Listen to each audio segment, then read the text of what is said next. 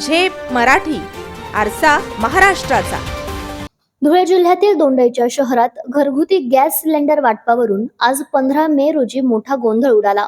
Cylinder मिळण्यात होत असलेल्या विलंबामुळे संतप्त नागरिकांनी आंदोलन करीत तीव्र नाराजी व्यक्त केली. मिळालेल्या माहितीनुसार गेल्या महिन्याभरापासून गॅस बुकिंग करूनही सिलेंडर मिळत नसल्याचा आरोप नागरिकांनी केलाय.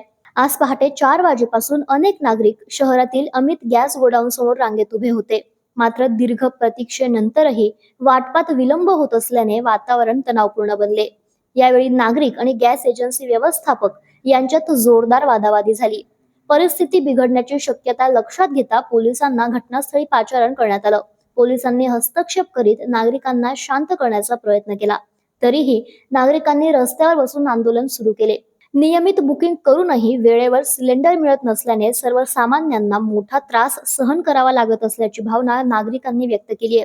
वाढत्या उकाड्यात गॅस अभावी महिलांना विशेष अडचणींचा सामना करावा लागत असल्याचंही त्यांनी सांगितलं.